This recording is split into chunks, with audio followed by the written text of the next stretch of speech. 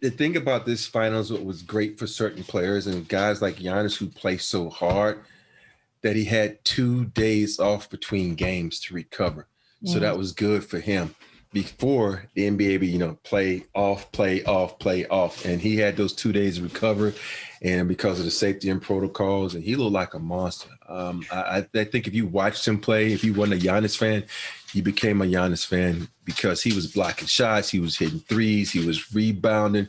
There wasn't anything he couldn't do. And the thing that I really appreciate about, but he gave it his all, man, till he couldn't go anymore, and he just had to stop and say, "Yo, sub." And so, my hat's off to him. He deserved every accolade he's gotten so far. So I'm happy for the kid. Yeah, very much. How could you not be a Giannis fan after that? Oh, I got my butt. Oh no!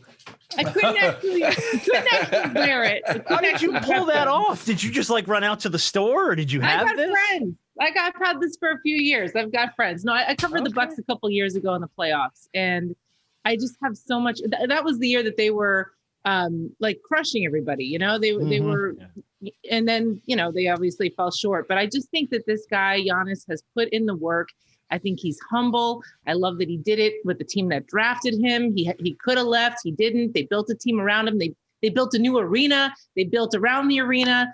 And I love the fact that this small market team was able to win it and that he's this big superstar. I'm just so happy for him. And Drew Holiday, we were both rookies with the Sixers in 2009. He's an LA kid, Campbell Hall in UCLA. He's got a great family. So I'm super happy for Drew as well. Yeah, it's good to see Giannis finally get that ring and that trophy to add to all the other things that he has in the trophy case. 2-time MVP, award winner, defensive player of the year, 5-time All-Star. Yeah, and to get all that at so early in such a young age. 26. Right. And you always knew there was that one thing that he needed, and he just to complete the full circle. And he got it. And look, when you sign 3 guys to big contracts, those 3, Middleton, Drew Holiday, and Giannis, this is what you expect. This is what ownership and this is what the city was expecting when they said, okay, you got this money. Yeah. I need y'all to take this squad in this franchise to the promised land. And they did exactly that.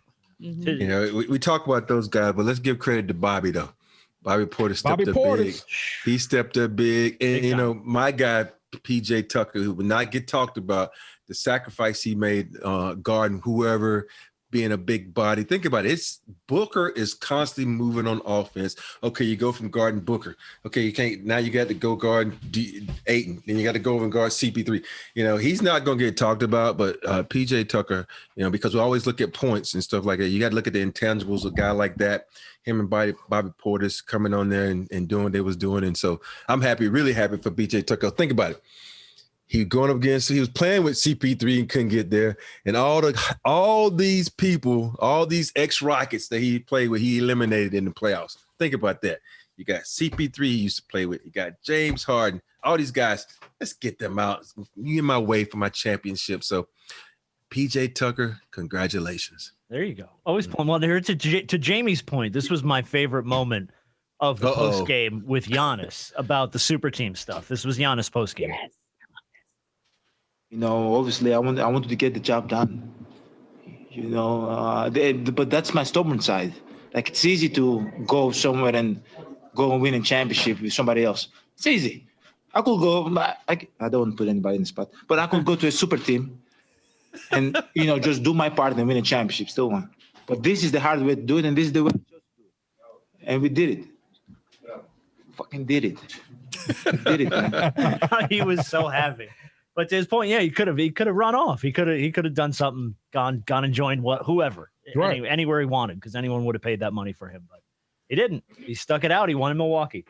Yeah, Robert, very happy. Go ahead, Jamie. You think that because Giannis did it in the team that drafted him, he could have gone to a super team? Do you think that might start a trend? Because we've seen the super team trend over the last however many years. I don't think so, because, if you really think about it, these super teams develop because these guys are friends, not because the guys are like, your talents will match my talents and your talent. So I just think because these guys are friends. And I don't think Giannis is friends with anybody. Think about it. He came from Greece. He came in, he worked hard. He's in Milwaukee. He said it himself that he doesn't want to be friends with anybody because he's trying to annihilate everybody and be a champion.